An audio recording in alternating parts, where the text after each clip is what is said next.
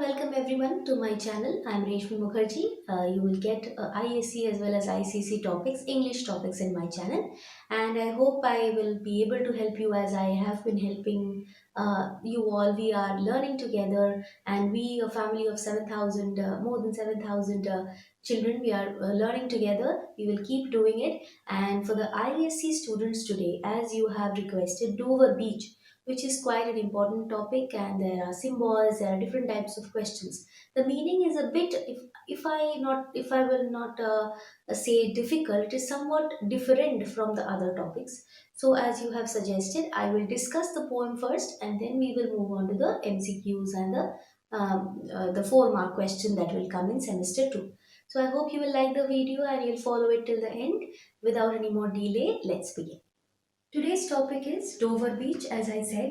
So let's begin. As you see in this picture, if you see it carefully, you will see that this is Dover Beach, and in the picture only, you see that the author is Matthew Arnold. You see there is a cliff, isn't it, right in front of the beach? And by the side of the beach, you see a sandy beach, and beside it the water, and then there is a huge cliff. This is actually the Dover Beach. Alright, as the name suggests, this is actually the Dover Beach. Now the question is, why such a setting? First, understand the setting. You see this cliff that is made out of chalk. Okay, what the material that we use to make chalk is of the same thing. Now, this kind of a thing erodes a lot. It will erode a lot, and that's why very whitish, and it erodes a lot. And now you imagine that this happens at night time. The poem is written at night time. Okay, so the poet is sitting over here on the beach. Okay, there is one of his companion also over there, and he is sitting and staring at the beauty of the beach in the middle of the night, just like this. All right, before we read the lines, let's see the map. I think it is quite visible, the English channel. You see the Strait of Dover over here, right at the corner. Strait of Dover. I hope this one is visible. This is the Strait of Dover, and this is the Dover actually where the poet is sitting, where the speaker is sitting. This is the side of England, and the other side, which is this, is the side of Paris. So one landmass is England over here, and the opposite landmass is France. In between, there is this English channel, and we are talking about this Dover at the eastern side. Okay, he sits over there and he is looking towards the coast of France. All right, so as he looks at the coast of France in the middle of the night, in the darkness, what does he see? That slowly, all the lights are being turned off. Slowly, the light is being turned off. All the light that was glimmering for so long is now all switched off. Now let's read the line. The sea is calm tonight. So we see a very calm and peaceful sea, just like this. And the tide is full. Tide is full means at night, if you have visited any beach, you must have seen in the morning it is low tide, but in the evening, if you go, you will see that the water has come very close to you. That means it's the time of high tide. So it is high tide. The moon lies fair upon the straits, just like this map as I showed you. This is the Strait of Dover. You see near this portion. This is the Strait of Dover. So over there, what is happening? It is a moon-blanched land. All over the land, the beauty, the light of the moon has fallen like this.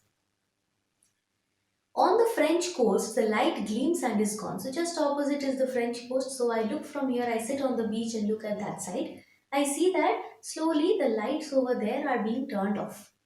The cliffs, they were gleaming, there were lights all around, but now they are being switched off. The cliffs of England stand glimmering and vast out in the tranquil bay. Tranquil bay means very peaceful. Bay means a portion of land where the water will enter deep inside the land. That kind of a land. Okay.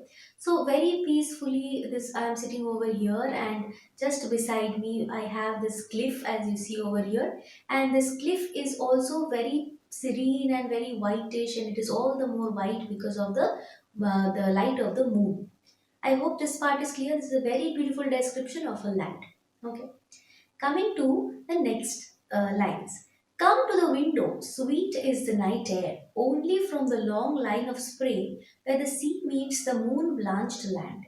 So come to the window. From here, we understand what? We understand that this is a dramatic monologue. That means the speaker is talking to somebody, but that somebody is not replying. So it is not talking to one's own self. The person is talking to somebody else who is just not replying anything, just quiet. So that is a dramatic monologue. So he calls that person and says, "You see, everywhere it is so sweet, this night air is so sweet and serene. You come here and see. Only from the long line of spray, just like the first picture I showed you over here. See, this line, this water line, that line that meets the land. Okay, can you see the whitish foam kind of spray kind of a thing over there? Okay, that is the long line of spray. Next, where the sea meets the moon blanched land. So, there at that white line, actually, the sea water is meeting the land. So, that is the point of meeting. Listen, you hear the now after he has described till moon blanched land. Moon blanched land means the land which is beautifully, all white and peaceful, just like this picture. Everywhere there is the light of the moon, glimmering with the moonlight. Now, suddenly, when he is describing such a beautiful thing, he suddenly says, "Listen, you hear the grating roar." Suddenly, why grating roar? This is very important. Grating roar is a very much monotonous, tiring, what should you say, constant sound which you don't like to hear. Okay. Of pebbles which the waves draw back and fling. Now, if you see this picture, the first one, you see so many pebbles over here, isn't it? Over here. So these pebbles actually, if they are drawn back and they are flung, drawn back and flung, if this continues, there's a kind of sound, isn't it? The water takes back few of the pebbles while going and then again brings them back. There is a kind of friction and there is a sound and again it happens, goes on and on with the waves, isn't it? This kind of a sound he is telling grating roar. He does not like to hear this constant sound. What is the sound of? This pebbles which is being drawn back and flung, drawn back and flung. At their return up the high strand, begin and cease. That means the sound begins when they are close to the shore. Again, few of the pebbles are taken back by the river, by the sea. Again, it is flung on the shore. So this constantly happens. With tremulous cadence slow and bring the eternal note of sadness in. With tremulous, that means this constant shaking is going and coming. This rhythm, this cadence, that is the rhythm. This is slow and this is monotonous. This is very much like something that you don't like at all.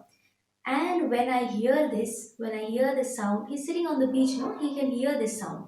So he says, when I hear this, it reminds me that human beings are eternally suffering, they are sad, and there is no escape from this grief. Okay, so eternal, that means long lasting, forever, and the sadness in human beings is forever. Where whatever you do, whichever maybe civilization you have taken birth in, you will have to suffer this sadness. This is common to all and constant. Now let's move to the next stanza. I hope this much is very much clear to you. Sophocles, who is Sophocles? Sophocles is actually a Greek tragedian, 497 to 496 before Christ. So first, this date is very important. Sophocles was a tragedian, was a philosopher who wrote before Christ, who was present before Christ. Not even this time. This is Victorian era, and so far back, the Sophocles was there. Long ago, heard it on the Aegean. Aegean is actually a sea. We will see this picture so that it becomes extremely clear to you why he is talking about Sophocles. This is Aegean Sea. And it brought into his mind the turbid ebb and flow of human misery. So now we will see where Sophocles was writing. Where was Sophocles sitting? What is this Aegean? See, Aegean is over here. Just in the middle of this picture, you will see Aegean. I hope you can see it. This is Aegean Sea.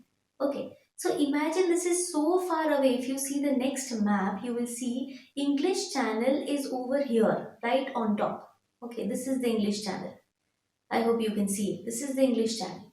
And Mediterranean Sea over here. This is so far down, isn't it? Such a long distance. Sophocles was near this Mediterranean Sea over here. Okay, and I am near the English Channel over here at Dover Beach. This is so far away. There is such a huge distance. Even then, we have the same thought. What is the thought? That it is of human misery. The constant turbid ebb and flow. When he was sitting by the side of the Aegean Sea on the Mediterranean, near the Mediterranean, Even there, he had the same kind of feeling when he heard this turbid ebb and flow. Turbid ebb, even the words, see, turbid is muddy.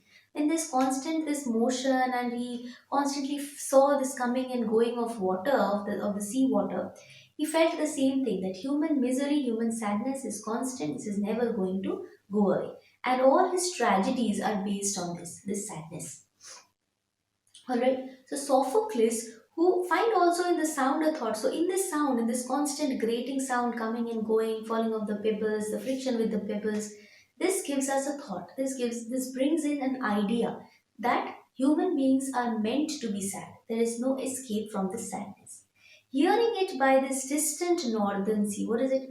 Northern sea is actually, if you see in this map, see Mediterranean Sea is so far down, isn't it? Where Sophocles wrote, and English Channel is over here towards the north. Correct. So what he is trying to say is, what Sophocles realized sitting so far down, I being at the northern sea so far up, isn't it? It is in the north. English Channel is in the north. So when I am so far up, here also I have the same thought. So whether I am sitting at the south or whether I am at the north in the English Channel, the thought is same, that there is no escape from sadness. So I hope this much is clear to you from this map over here and everything. And this I promise that I will continue with this if you write in the comment section how much clear it was, whether it was a good one or whether you had still have some doubts or anything till this much.